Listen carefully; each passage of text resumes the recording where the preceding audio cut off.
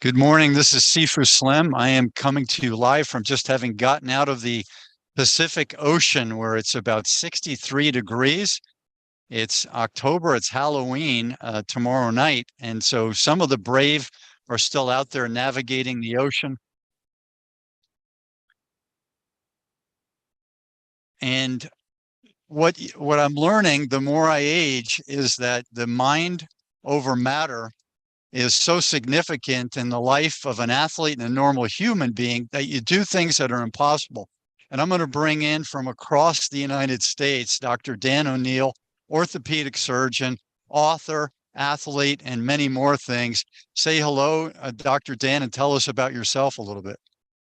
Well, first of all, Steve, thank you so much for having me. Yeah, I was not in the ocean this morning, but we were on a mountain bike ride, and our mountain bike place is closing after today, and they'll be opening up for cross-country skiing, hopefully, in another month. So everybody and their brother is out there trying to get in the last few runs, but it's great. I am an orthopedic surgeon, as you noted, and after about 10 years or so in the business, I realized that a lot of my athletes in particular, I was missing something.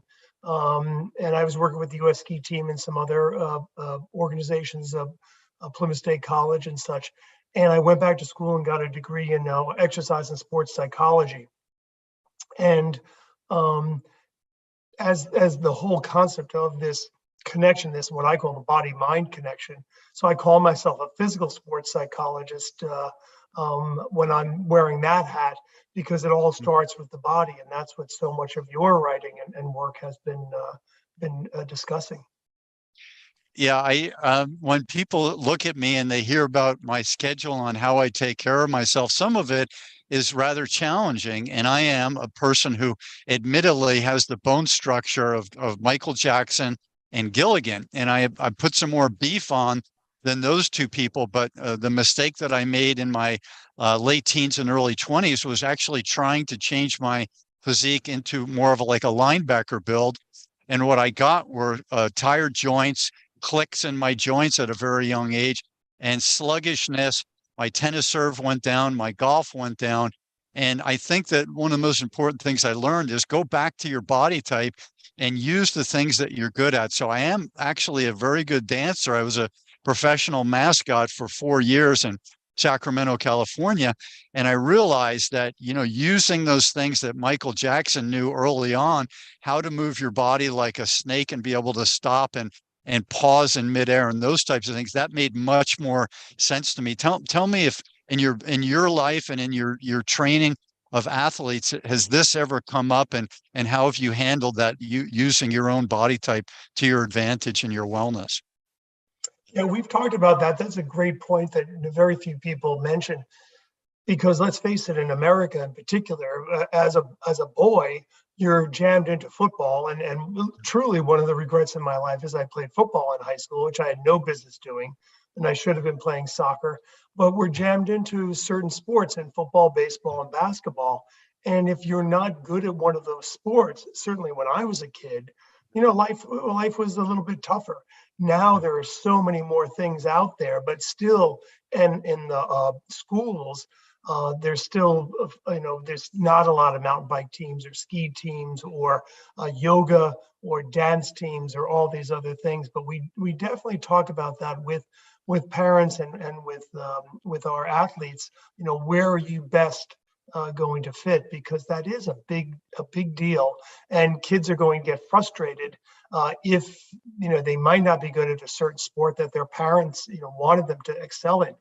And in the old days, it might not have been such a big deal, but nowadays, everything about my life is concerned with a child not wanting to be active and not wanting to be outside, and that they're going to get into the couch and in front of two-dimensional entertainment and social media and video games and become truly addicted, and that's the end.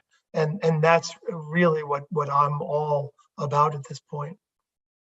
Dr. Dan, thanks for sharing that. At the end of our workout today, we did some stadiums, going down the steps at the stadium at City College here, and there was a soccer game that was going on, and it were 16-year-old young men who were playing, and it was a pretty big event. And one of the athletes' younger brothers was there. He was about 12, and all of his family were watching the game. They were enjoying it. And guess what he was doing during the game? Stadiums with you guys? He was he was playing on his iPhone Yeah. Oh, with his older brother. Now, you know from growing up when I grew up that any kid that was older than us, brother, cousin, kid in the neighborhood who was able to take us under his wing, we all looked up to those people, and we learned from them, and we enjoyed watching them do their sports because someday we could try to step into those shoes. Now the iPhone is so powerful, and as a sports psychologist, you can share how addiction works, how you can't get enough of the digital entertainment, the digital news. Who's wanting to speak to me right now through whatever format? Maybe if you would share what you've talked to parents about, and how to moderate some of that behavior. yeah. You make a good point, Sifu, because parents just don't understand. And I use the word addiction all the time because it's a powerful word, but that's what's going on. And there are literally thousands and thousands of people in Northern California whose job it is to try to addict our children to two-dimensional entertainment and to make Yeah. sure they never put down that iPhone. And with this little boy, it seemed to have worked. When I'm covering a football game, hopefully a lot of the kids that aren't paying attention to the game are over in the other field throwing the ball around or kicking a ball around or something. But the absolute worst thing is this the video games and the two-dimensional social media stuff. And parents, I just can't tell you enough. It is a true addiction. If your child is 12 years old, 13 years old, and on these machines all the time, they are addicted. And to get them off now is a big problem. So my solution is never to let them get addicted, to make sure they stay addicted to Mother Nature, which is, again, I know what you've been preaching and so many other people have been preaching. Keep kids addicted to Mother Nature. Never let them lose what I call their physical identity. And that way, when they do go on the iPhone, it doesn't last long. They get bored pretty quickly because they'd rather be out in the woods, riding their bikes, skiing, kicking a ball, doing something else.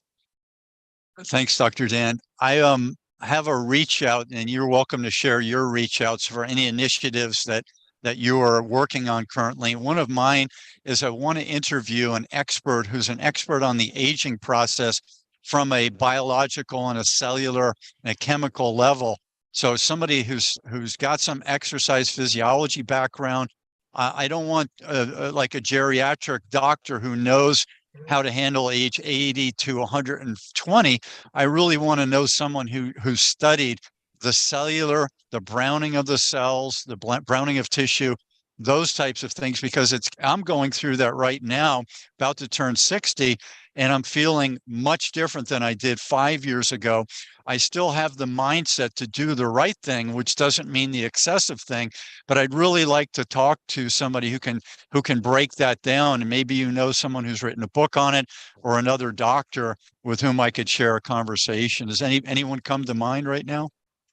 And nobody comes to mind, but I'll have to think about that because that is, it's such a tough, for lack of a better word, just a tough subject because there's so much we don't understand about the aging process. You can talk about the telomeres in our brains Yeah. and so many other things. And people are aging, for lack of a better word, at a different pace. And again, this is what you've been talking about, that whole idea of maintenance and consistency in Yeah. our exercises, because we really can, on some level, affect our aging process. Not on a great level. At the end of the day, as I tell my patients, most of your problems are coming from getting old and from your parents. Yeah. So if you have great parents, your aging is going to be a lot better than some other people. Mhm. But with good diet and with maintenance of exercise, et cetera, we really can make a difference. And every study that shows anybody starting an exercise program, it doesn't matter what age they are, even 90-year-olds, when they start an exercise program, we see improvements in health indices for sure. So yeah, the problem is the people that often will start talking to about it, with all due respect, are the Doug Flutys and the Frank Thomases out there who have something to sell. And that's what makes it so hard for the public. So, when I look at my journal from the American College of Sports Medicine every month, they talk about a lot of these things. But yeah, it's a real tough subject to drill down and get good data and good studies on, because there's a lot of flack out there. So, Dr. Dan, you've written on physical education, and I actually did some time as a physical education instructor, teacher. And what I tried to impart on these people is that all the things that your coaches are teaching you here, they were keeping notes. So not only did you have to go to health class where you took notes, but in this particular PE class, the instructors had set it up so that the students would bring a notebook and they'd be responsible for the things that they were learning, and also to bring in some outside things and share that with the class. So it wasn't just picking up a ball and learning skills. It was really learning about a life skill of, acquiring knowledge of physical education, which to me, it doesn't stop when you're 18. What are your thoughts on that? Physical education is the most important subject in schools today. Physical education is the most important subject in schools, much more important than chemistry or English or anything, because our children are not getting physical education anywhere else. And they're not learning what you're talking about, any physical literacy types of things, but they're just not playing. Children today don't know how to play. That little boy you saw at the soccer game, he doesn't know how to play. And I would venture to say his brother might not know how to play. His brother's out on the soccer field kicking the ball around and playing soccer, but somebody's blowing a whistle. If somebody wasn't blowing a whistle, would those boys be out there kicking that ball around? And that's the problem. So today, physical education has to not only teach the physical literacy and the other things about being a healthy human being, they absolutely have to teach kids how to play, because they don't do that. But Mark Zuckerberg has taught kids how to play his way. And that's the absolute worst thing that's happening. And that's what we have to fight against. And I'm sorry to keep pounding on that, but it's absolutely the truth.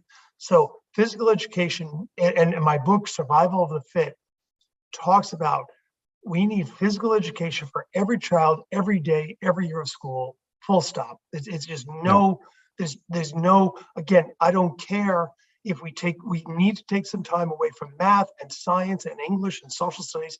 Take some of that time and make sure these kids get physical education every day, because that is the most important subject, because we are dealing with a health crisis with these children. We have an obesity crisis in this country. And the kids that aren't obese, so many of them have pediatric dinapenia, where they have no muscle or bone mass. So unless we get them up and moving 45 minutes a day with PE, then another 30 or 45 minutes with recess, now we've got something. And now we're strengthening their physical identity that they were born with. That's 180 days a year. And then hopefully after that, the parents will pick up on those other days. Dr. Dan, tell us about your book and what website is a good place for people to pick up a copy of your book. So the book is called Survival of the Fit: How Physical Education Ensures Academic Achievement and a Healthy Life. And key there in the subtitle, academic achievement. We can't have STEM geniuses without physical fitness. Children that are not, our children right now are not physically fit enough to learn. And in 2002, with No Child Left Behind, we took time away from PE and gave it to math and English to try to increase those scores. And nothing happened. And nothing happened because in 2007, they introduced the iPhone, and things have been going south since then. So a healthy brain depends on a healthy body. And that's why I call this the body-mind connection, not the other way around. You can't do anything. Your brain is stimulated by your body, stimulated by movement, stimulated by exercise, stimulated by play. And that's where we're going to make the next STEM geniuses. That's where we're going to make the next Nobel Prize winners. With that, we have to have fit children. And unless we have physical education for every child every day, it's just not going to happen, because it's not happening. And everything is going the other direction. And again, I know your listeners have seen this every week in the newspaper. Obesity levels are up, academic achievement is up, COVID put us back another 6% on whatever index you want to look at. It's just incredible. We've got to make a change. So survivalofthefit.net, my website, has a lot of downloadable letters, templates for letters you can send to your administrators, principals, teachers, mayor, governor, and let them know that this is what we need to do in America and more and more around the world.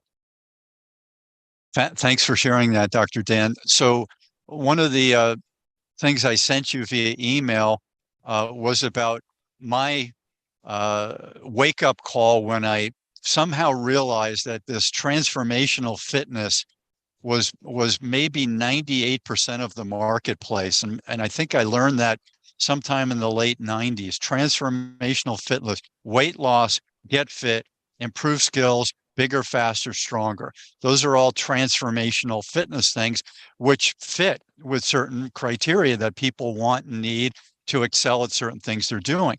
But maintenance fitness, which takes you from me in the 70s at age 18, where you're fit, graduating from high school, and allows you to maintain a reasonable facsimile of that age 18 state for the rest of your life and have fun doing it in the process, not letting yourself get like the garden that's been fallow for 5 years and then try to reinvigorate the microbiome of the soil and to start planting things and then bring the ladybugs back to eat the aphids. All of that's a lot of work to plant a garden that's brand new, but to take a garden that's got a microbiome with some rotting hay or straw over it that's been fallow for 1 or 2 years and reinvigorating that is very easy to do.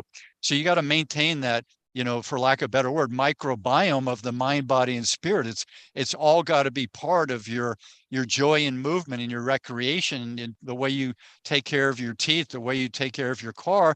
You do the same thing with your body, and your body comes back with gratitude and thanks you for that, and everything works. How cool would that be?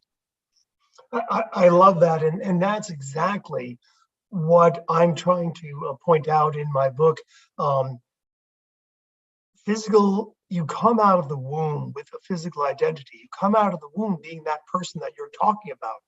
And as long as we don't let that fall by the wayside with years of inactivity and years of bad food, things are going to go well. And like you say, you can always scrape things off if you've had a bad patch, whether at work or whatever, but to let things go. USA Today had a great 6-part series. Each day they took a different part of the obesity crisis and looked at solutions and ideas. And one day they talked about surgery. The other day they talked about medicine, taking medicine to not be obese. The other day they talked about Weight Watchers and they talked about fat shaming and these other things. What they didn't talk about is we're not supposed to be fat. We are not genetically programmed to be fat. We are programmed to be hunter-gatherers, as you talk about in your books. We're programmed to be, we haven't changed in the last 200,000 years. And all of this, all of our problems are from society. They're not from bad thyroid glands or our parents in that regard. And so if we don't let our physical identity lapse, and that's what I'm trying to accomplish with my having children do PE every day, every year of school. If we don't let our physical identity lapse, we won't have any of these problems, that we have now. Because, right, we'll have the odd holiday season or whatever it might be, but we know after a few weeks of bad eating, I got to get outside. I got to get a, good walk. I got to go surfing. I got to go mountain biking, and because that's our natural, that's our primitive brain working. That's our natural state. Dr. Dan, out of all of my writing, which, on the wellness subject goes from 2009 through now, and maybe 5,000 pages of material, some of it heavily edited for books and articles. And you come across something that you think might be your own finding out of all that stuff. Jack LaLanne did his thing, Covert Bailey, Dan O'Neill, all these people have done their thing. And so the information is out there, but I came across one thing that I think might be my idea, and I'll share it with you. I call it the middle school disconnect. So if you go to a kid's playground, they've got one for the kids ages 3 to 6, let's say. And then they've got another one for kids that are 6 to 10. And after that, there's no playground for the kids that are developing adolescence, right? So that's my first thing, and that's pretty obvious. When you go to a middle school, which is the kids up to age 14, from age, let's say 11 or 12 to 14, now you have some chin-up bars, right? And then you may have had in our era a pegboard where you could climb that wall with the pegs, and sometimes you had the sliding pegs where you couldn't pull that out, which was probably good because the kids couldn't steal the peg and then throw it at each other. So we had all these options. So the middle school disconnect is what I came up with, which says that only the athletic kids get into the chin-ups once you get to be this adolescent body, girls putting on hips and boobs and guys putting on shoulders or bigger butts or whatever, wherever they put it on.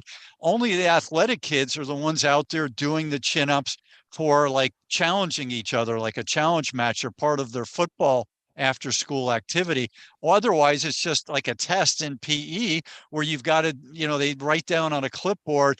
The shame factor that you mentioned is the kid who can't do one chin up or can only do two, whereas the athletic kid can do 18 of those chin ups or pull ups. So the middle school disconnect is something that I think is a big problem. It takes people into this performance thing instead of the playful thing that you did when you were on the jungle gyms as a kid. Maybe share with me what you think about my world-class Einsteinian finding. Yeah, I actually love that. And it kind of gets back to what we were talking about having multiple options for kids as they get older to keep them interested.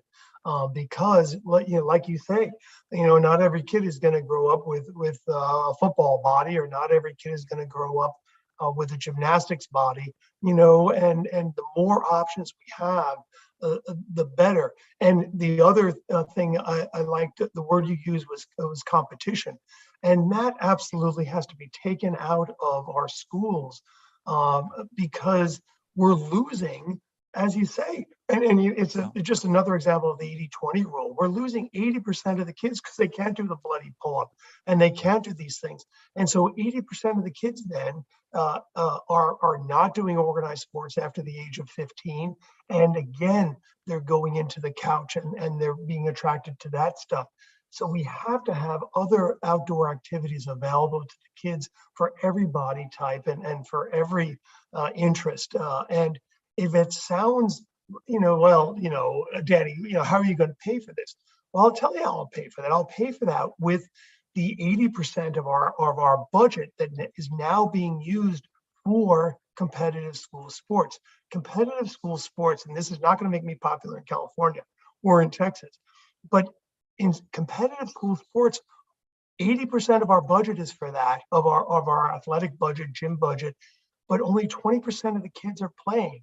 In the survey I did for Survival of the Fit, it was actually 16% of kids. So we're spending huge dollars. One of the examples I have in one of my talks is Texas just built a $75 million football stadium. $75 million. Half of the children in Texas can't play football, right? Half the girls don't play football. So we're spending money that we just can't afford right now because we have an obesity crisis, we have a health crisis, we have a mental health crisis in this country, in our children. we've got to get them out to Mother Nature. And we can't make it, our school sports have got to be for everybody. They have to be activities rather than sports. They shouldn't be competitive, and they should be fun. And everybody's got to be involved, because everybody needs to be involved to be happy and healthy.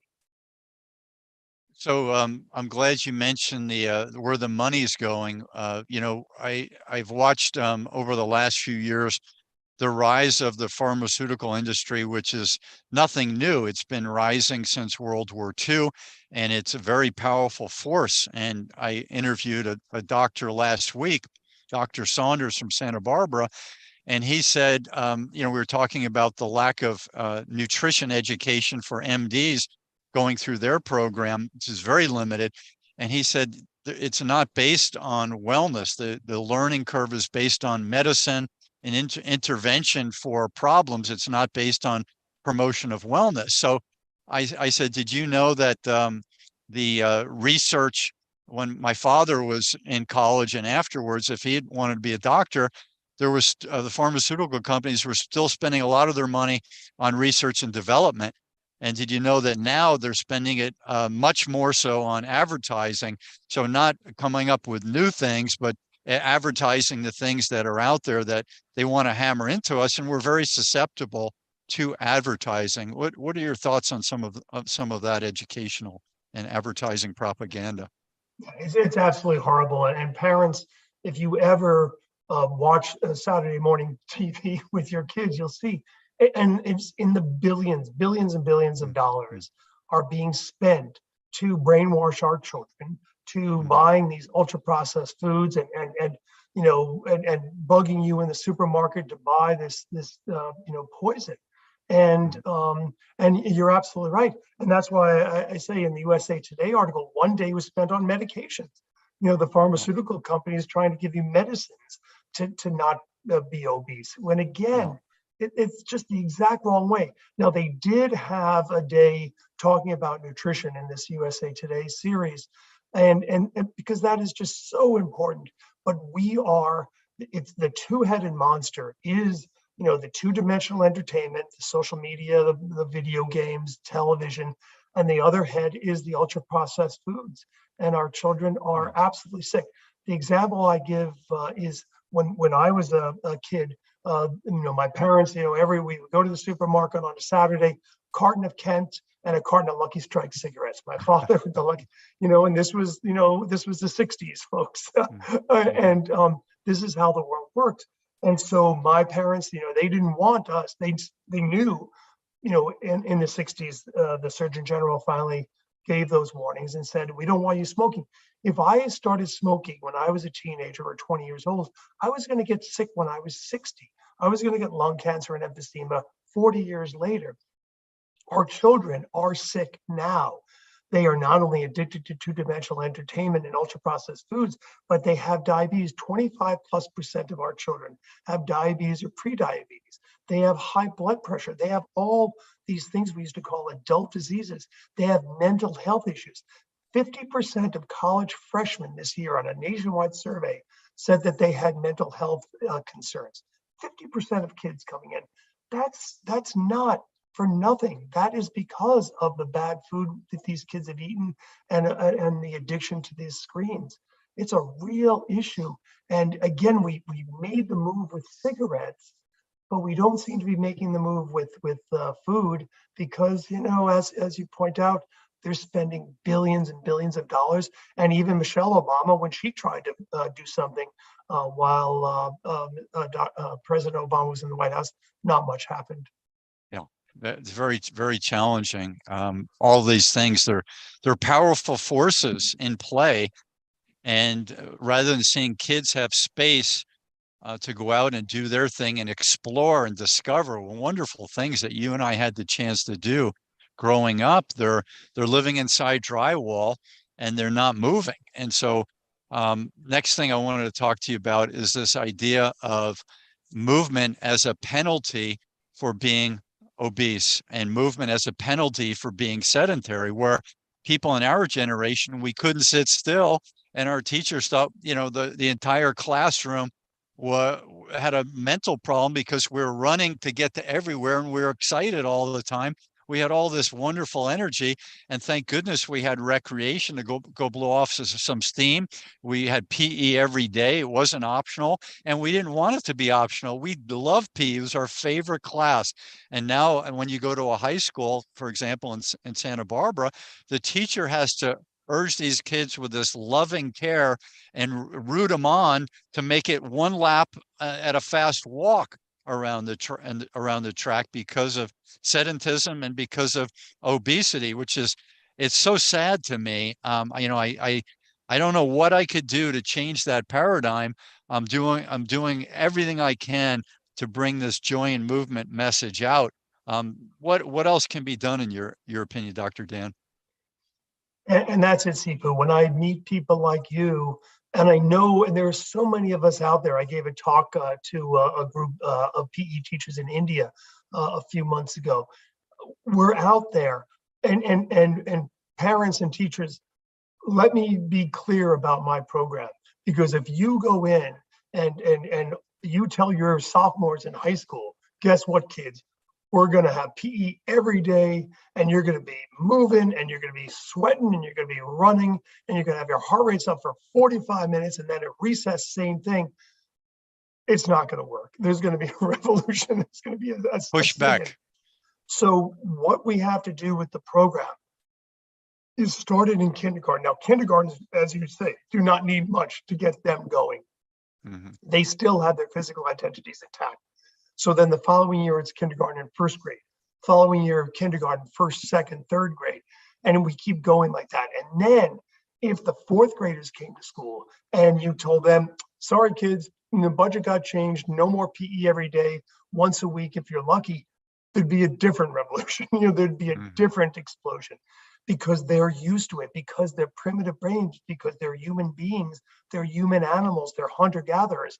That's what they expect. So, right, this generation, as sad as it might be, this generation might be lost. And the folks in Silicon Valley have won this battle.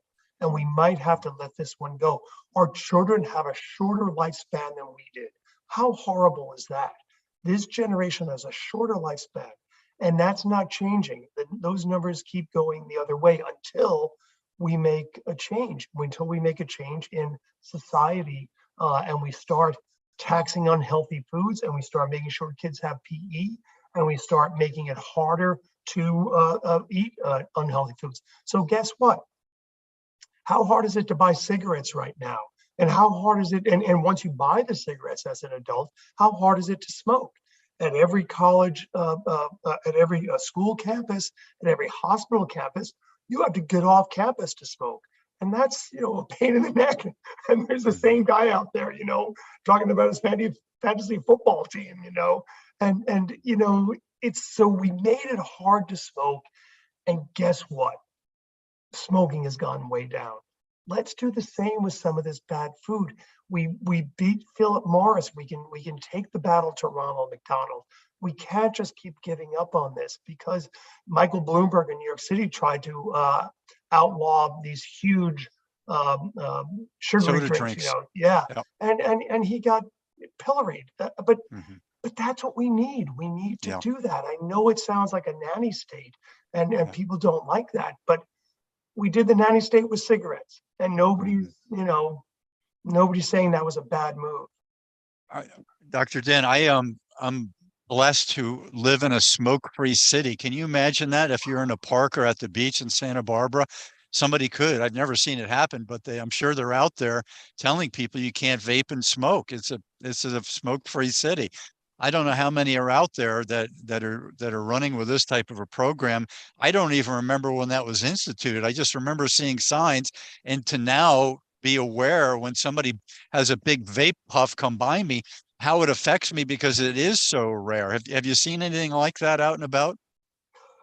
We've just seen it, across the world, really, with cigarettes. And I have a lot of family in Ireland, and I get over there every couple of years.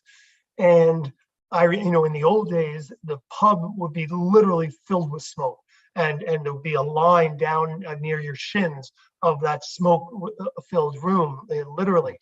And then they just did away with it. And at our local pub here in my town, I was telling the barman about this, how Ireland has gotten rid of cigarettes. He says, "Oh, if they ever did that here, it would be a disaster. We'd lose all kinds of business, et cetera, et cetera." But of course, that didn't happen, and they finally did get rid of cigarettes here in the pubs and restaurants in New Hampshire, and the business didn't go down; it went up because people didn't want to go to a pub or a restaurant and come home smelling like an ashtray. So good for Santa Barbara. And just like, they talk about plastic bags, they talk about recycling plastic and glass and aluminum, all these things that people say, "Oh, we can't do it." And then somehow we do it. And it's better. Anybody who has, and we don't have this in New Hampshire, but if you go across the border to Vermont and New York State, they have aluminum and they have a deposit. For sure in New York, I'm not sure about Vermont. They have deposit. You don't see any cans or bottles on the ground in New York because they have a deposit for that. At least I think they still do, but they used to. And we can make these big changes. We are not incapable as Americans of making these big changes. The rest of the world has done it. Santa Barbara has done it. We can do these things. Thank you, Dr. Dan. I have a question that goes through both of your medical background, sports psychology and orthopedics. And this is the idea of variety. Now, I am the canary in the coal mine. I'm very highly sensitive. It's called HSP, highly sensitive personality. So when I go down the cleaning solvents aisles at Kmart, the laundry detergents, that wave of odor hits me. Those chemicals hit me pretty darn hard. Bright lights get me. Loud music gets me. So I am kind of a good canary in the coal mine. I'm also helpful to my own body because I realize that, hey, after doing 2 laps of freestyle, it's good for me to throw in the breaststroke, the backstroke, the butterfly, mix that up because I can feel the what would I call that? The stiffness starting to hit me in the muscles and the joints. So instead of powering through like a lot of people do and doing 20 or 30 laps of freestyle and working on their turn and their breathing, I'm saying throw that variety in there because my joints need that. My muscles need that. Tell me about your thoughts from both of those. One, what is the damage on not doing variety in a repetitive stress thing? And two, why can't some people psychologically get out of their training?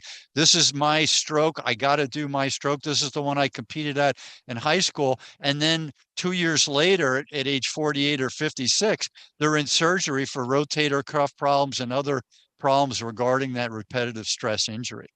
Yeah, you're exactly right. And the data is irrefutable. We have the data on this. We know, first of all, with young people, starting with them, the kids that are playing one sport, the injury rates is sky high. And our sports medicine data is absolutely clear. So not only from an injury standpoint, so I was talking to a professional baseball team, a major league team general manager a couple of years ago. All things being equal, they have a 6'2" pitcher from the University of Maine versus the University of Miami. Everything being equal, they're taking the kid from Maine. Why? Because that kid from Maine hasn't thrown as many pitches in his first 18 years. So, and what we're seeing, I took care of Burke Mountain Academy, a ski academy for many years. What we saw there was in the recent years, the kids were not as good as athletes because they didn't have that variety that you're talking about. They weren't doing all kinds of sports and all kinds of activities. They were just ski racing. And so they were, not only were they not as good at ski racing because they didn't have that balance in their lives, but they couldn't do the other sports and they would have injuries and such because of that. My other favorite story is my a buddy who's a dentist, and I had this conversation with him years ago, and we were talking. He says, I go to the gym every day. I've been doing the same routine for like 3 or 4 years. I'm not getting any stronger. It's just great. It's like, hold it. Let me think about what you just said. I've been Yeah. doing the same routine for years. I want to answer that question. And so, absolutely, my last thing on that is all of my male patients should be doing yoga. All of my adult male patients should be doing yoga, and all of my adult female patients should be in the weight room. Because it's just they do the Yeah. opposite. So, they Yeah. work to their strengths. The guys like going in there and pushing these big weights, but they'd really be better off working on flexibility. And the women do the flexibility, but they'd really be better off, doing some resistive training. So absolutely. And we've got Variety. to just mix it up, keep challenging our bodies. So the idea of variety is really important. And this morning, I'll just give you a little example of what I did. So there was on a tree by the beach.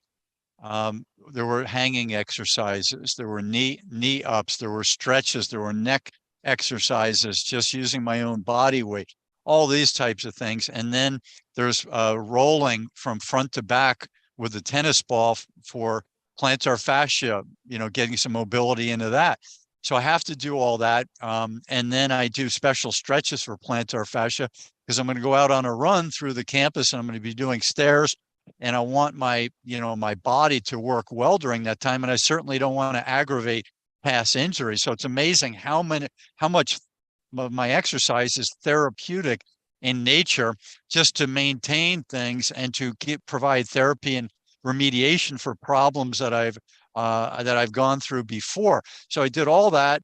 Then this run, kind of a stair run and some straight run and up and down through this wonderful hilly campus at City College in Santa Barbara, and then some stadiums. Going down those steps is definitely really helping me prepare for my ski trip in Colorado. And people say, "Oh, you affluent bugger, you going skiing in Colorado." Well, let me tell you something about Colorado and recreational sports. Golf, tennis, and skiing are considered recreational sports. And they were for me at age 28, no question about it. I had my way with some of those sports. It was a joy.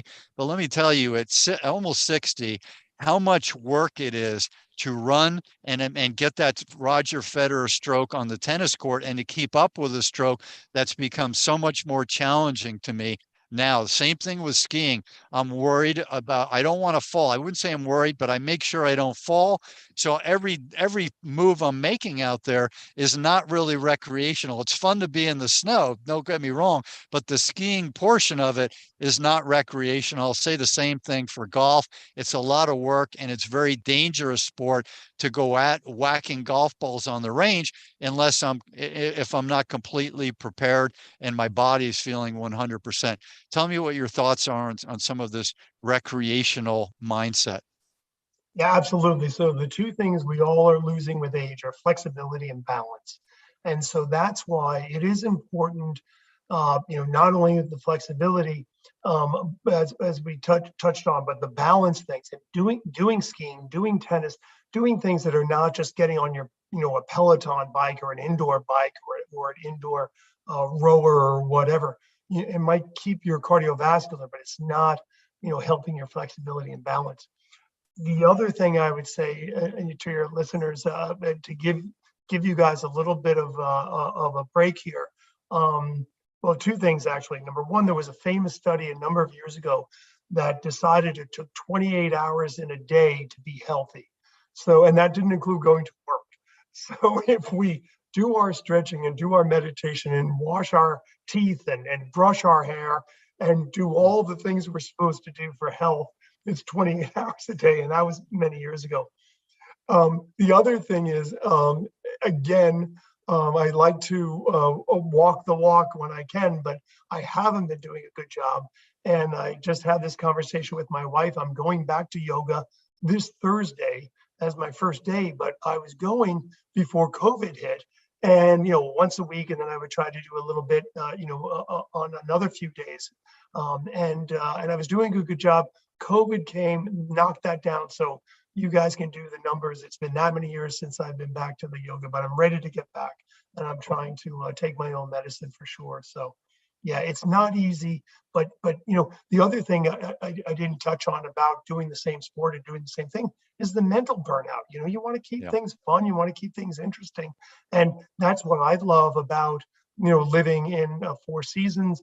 That again, now our mountain bike. I love November for mountain biking because of the leaves are down and such, but our mountain biking is ending soon. Okay, so then you pick up the skis or you do other things, ideally. And so, yeah, it just keeps you fresh and it keeps you looking forward to that next season. Thanks, Dr. Dan. So I'm picking it up a notch in my training, especially the running portion and the stairs portion of my training, my squats, my agility, my balance, core skiing. So the one of the main things I do with skiing is because I do this Jack LaLanne type fitness every day and do every bathroom break, I'll do some sort of a stretch or a movement thing. So I'm getting as much movement as I can for a sedentary writer, because writing and research is a very sedentary activity, phone calls, etc. So I'm doing all these things to, I don't like the word trick, but it's a good word. It tricks my body into thinking it's a hunter gatherer who's got to do movement for survival, right? And so I do all that stuff. And then the ski trip, which is a once a year deal, is this big blow off of steam for all this hard Jack LaLanne daily fitness that I do all along. And it gives me this spark. So I can do all that training with this ultimate goal in mind. So yes, I have the Zen mentality in order to do the arduous task of this physical fitness program every day. It's not easy for me, but if you get into the Zen mindset, it makes it doable. And then I have this ski trip where I know I want to be 100% for that activity. And I get to go down the slopes with people who do it 4 months a year. I do it 2 weeks a year, let's say, and I get to go down the slopes with these people who do it 4 months per year or longer and hang with them on the slopes that I can do. I mean, that to me, nothing wrong with stroking the ego, saying I paid my dues and I can hang with you graceful athletes who really know what they're doing, like our friend Dan Egan, who's a great skier. Yeah, you make a lot of good points there. The first thing is if you have that goal, if you have that impetus on a macro level, I never had a hip fracture that I saw in the ER and operated on.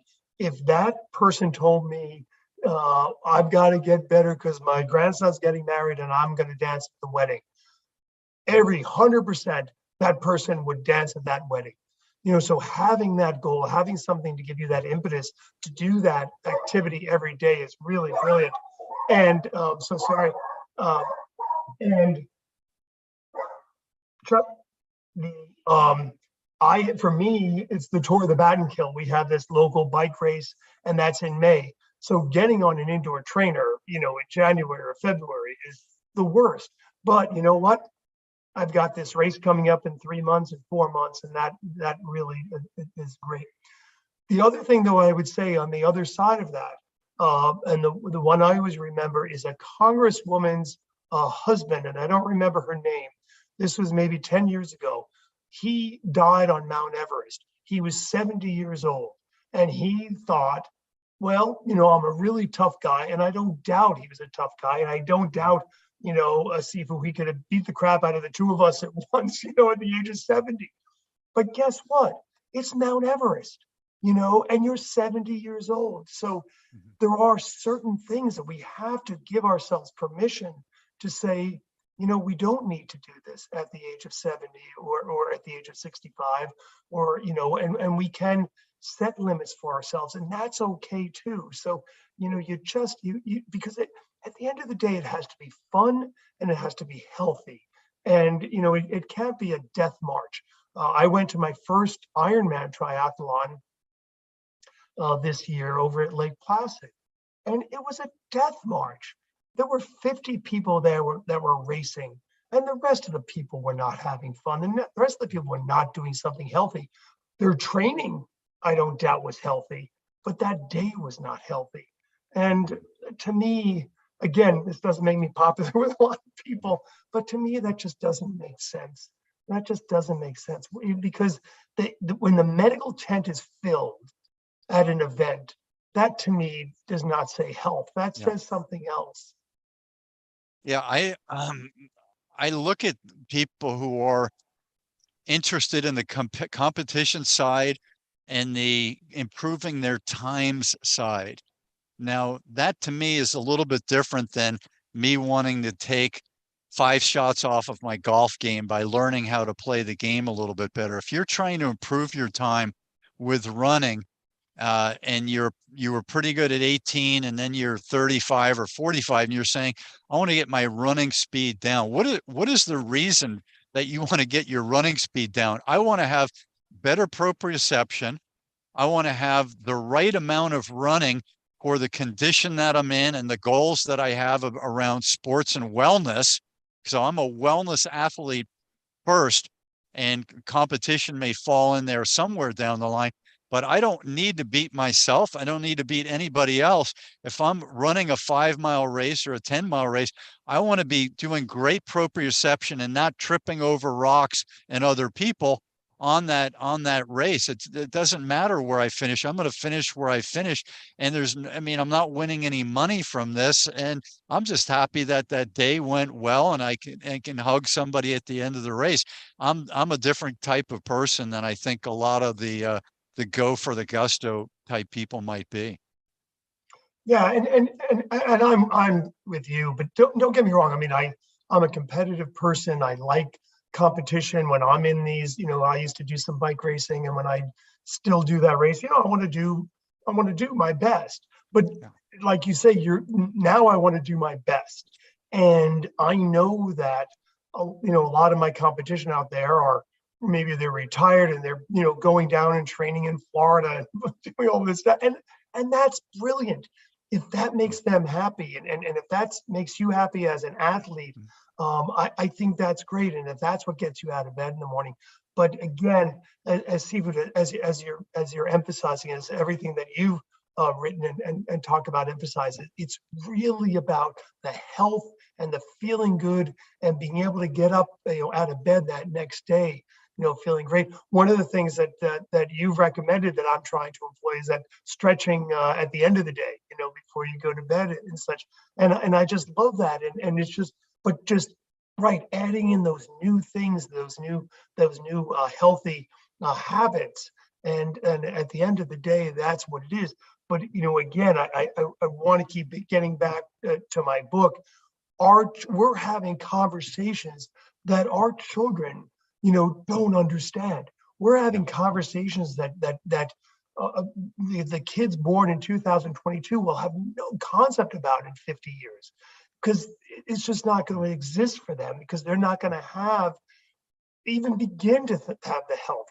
The person out there that those 50 and 60-year-olds out there with obesity at least have some bone mass and some muscle mass from their youth. Our children today, if we keep going the way we're going, when they get to 50 or 60, they're not thinking about competition. They're not thinking about health. They're not thinking about anything, because they don't have any protoplasm. They don't have the cells and the physiology to support anything. And it's really going to be sad. Is your the Alpine Clinic, is that in Grafton County, New Hampshire? No, it's Alpine is all over the North Country of New Hampshire. We have a number of clinic locations, and so that's where I do my doctoring. And so Bristol is just a next town away, and I see patients down there. But yeah, we're all over the North Country, and it is, we do have a lot of good knowledge about so many of these aspects of sports medicine and sports psychology and exercise physiology. But again, my worry is that there's just going to be this big chunk of our population that it's not even a question. One thing that that I get out of this thing that I think is irrefutable, if the young people take this up, is your body knows. And since I do mine in the morning typically, your body knows on the deepest level, and your biochemistry and your unconscious mind knows that your body has done something that's wonderful. And then all of the cells doing the repairing, they're growing, all the things that they do allowing all of the oxygen flow, the rebuilding, the telomeres, all these things. It knows 24 hours from then and sometimes 48 hours from then that something really good happened when I was doing my thing, and then in the post activity. It just knows that. So that's this wonderful thing that's going on. So you talk about sports psychology. When you're doing wellness type of activities, and it's not a painful hitting each other in football, but it's a wellness activity with some challenging parts to it, you're feeling that in the unconscious mind and in the body for such a long time that you can't argue with it, that feeling of goodness and expending energy, and then having your food, if you have some good food and nutrition coming in, it going to where it goes to where it's needed. And so it's this wonderful symbiotic relationship of lifestyle and activity that it's irrefutable. And if you can stay on that and get addicted to that part of the wellness and the feeling well thing, I think it can carry you a long way, Dr. Dan. Um, Absolutely, and that's it. But this is what we are pre-programmed to do. Like you say, and I do the same thing. I have my yoga mat behind me here. So tomorrow morning at 6 in the morning, I'll be up doing my stretches, getting my body going, and I'll have the radio on, listen to the weather, and just start to wake up everything, right? That body-mind connection. And and without that, and then I'm ready for the shower, and then I'm ready to start my day. But it's in our DNA. We are hunter-gatherers. And that's what I have to keep reminding people. This is what we're pre-programmed to do. Thanksgiving, after Thanksgiving dinner, people go for a walk, for the one time a year they do that. Well, you should do that after every dinner, because guess what? It feels good and your body feels better after that. Any of that kind of motion that, like you say, doesn't have to be tearing down your cells. Your body responds, your brain responds, everything responds so positively to it. It's just wonderful. And again, we're being fed, no pun intended, we're being fed misinformation from these other places. We're being told, no, eat this bad food, no, be a spectator, watch the football games and drink a lot of beer and eat a lot of wings, and children, stay on Call of Duty, and here we have a new Call of Duty or whatever these games the kids are playing, and that's not what we are as human beings. That's not what we are as hunter-gatherers. And it doesn't take much to, as you say, to stimulate all those positive processes. Dr. Dan, what are you doing starting in April of 2023? In terms of, am I supposed to? You don't have a new book that you're working on right now, or do you? No. So the new book is Survival of the Fit, and that came out a year or so ago. Okay. So we're just really working hard, taking that message out there. I gave a talk Friday down in Portsmouth at the New Hampshire Medical Society. I'm going to be giving a talk to the Connecticut Physical Education Convention in 3 weeks or 2.5 weeks down in Southbury, Connecticut.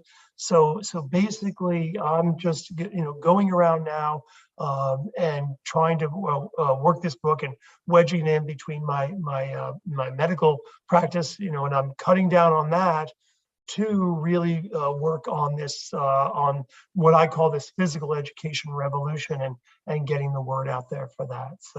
So the current book you wrote is for adults, correct? The current book I wrote is for adults. It has in it section for gym teachers, to follow, a simple, basically a fun, high energy, no broken glasses kind of PE programs for elementary, middle, and high schoolers. But it really is a template for you to take Survival of the Fit and throw it on the desk of your administrator or of your governor or of your principal and say, so this guy O'Neill says physical education is the most important thing, and academic achievement is tied to physical education, and on and on and on. How come we're not doing any of that in our school? And what do you mean why we can't do this? We don't have time, or we don't have money. We have tons of time. because it's the most important subject. We have tons of money because we don't need competitive sports should be the purview of the community, not of the school. And we have tons of money because if you break down the numbers for obesity, in 2019, America spent $173 billion in obesity, 173 billion with a B. So if we think of 15 billion of that as children, that's $1,000 per child, $1,000 per child due to obesity. That's what we can't afford. We can afford PE for every kid every day, doing it the way I talk about. But we can't afford to continue to let these poor kids. And I just met with an insurance company executive the other day, and a huge amount of the payments for children, because remember, they have high blood pressure and they have pre-diabetes and stuff, but that's not where the money is right now. The money is that they're spending is on mental health issues. And these kids have mental health issues because they've lost their connection to Mother Nature. They've lost their physical identity. And that's why we have all that. So that's what we have to do. So Mike, my crazy idea for the time where you're still continuing on with some of your marketing and connecting to important people for your book is to consider with your pal Sifu Slim here, wherever I am on the globe, is writing one that is for kids. Let's say kids age 10 to 12. We pick an age where kids might still read a book. And it's an interactive, fun book, maybe with cartoon drawings, which talks about some of these things that we've distilled down, and it's done in a fun and a simple way, almost like the messages from the TV show Davy and Goliath from when we were kids. You remember that one? Absolutely. Claymation type pictures. Yeah, I think that's a great idea. So the number from my research is 7.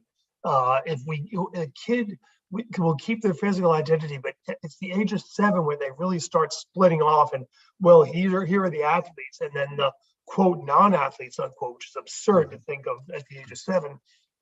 Those kids are the ones that are heading for the couch and heading for the video games. So if we can get that kid right to get that 5 and 6-year-old and 7-year-old right before they've gotten too tainted, that would be a brilliant concept. Yeah.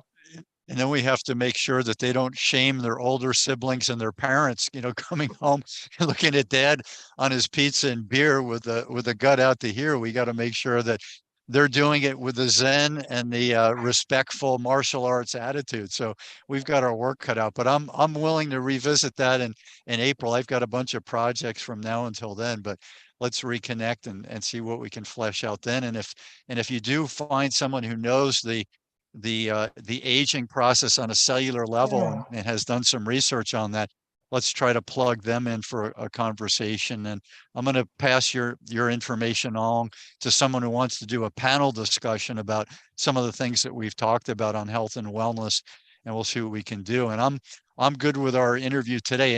Any last comments from you, Dr. Dan? No, that's great, Sifu. I really enjoyed it. I would just say again, survivalthefit.net. There's a lot of good information there, but there's so much good information out there. And again, there is no disagreement. When we give these presentations, right? Nobody comes up and say, "Oh, Sifu, you don't know what you're talking about."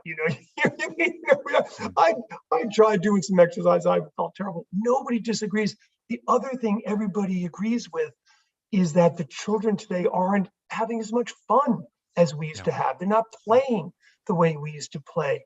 And so it's totally nonpartisan concept. So I just couldn't agree more. And I can only talk and think about this stuff for days at a time. So anytime you want, or if there's anybody who I connect with, I'd love that.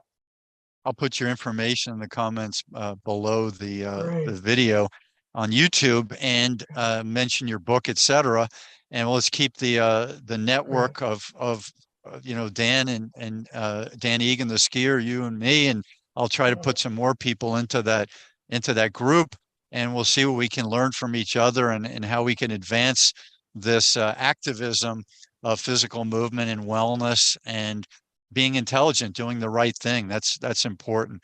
So I'm Sifu Slim with Dr. Dan O'Neill from New Hampshire, and we're looking forward to some thumbs up on the YouTube and your questions. Any questions that you leave, we'll try to respond to.